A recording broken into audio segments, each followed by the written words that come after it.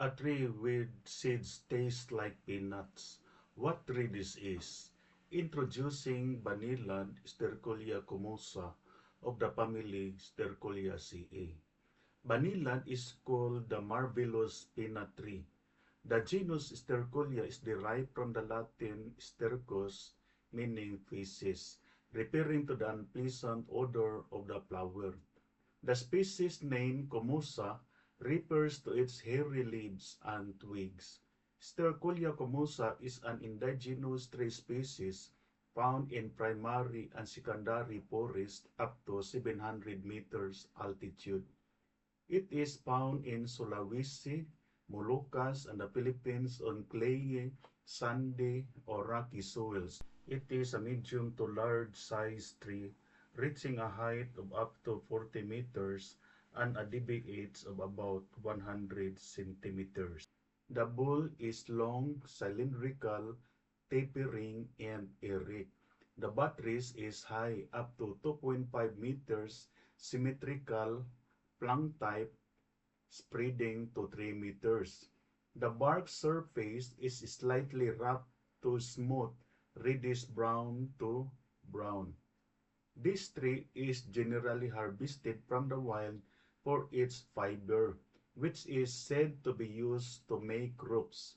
Similar to its relative species, the large seeds of this tree may be used for food, which was described by some to taste like peanuts.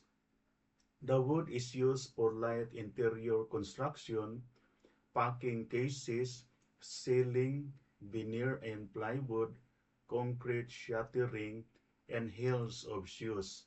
It is favored for both building, pulp and paper manufacture.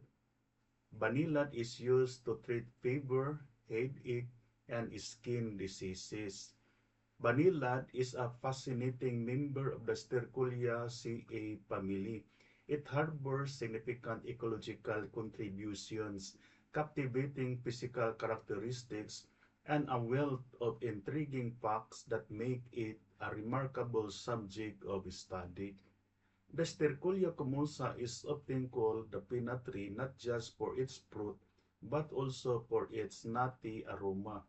The flowers are known to attract various pollinators, including birds and insects, playing a crucial role in the ecosystem.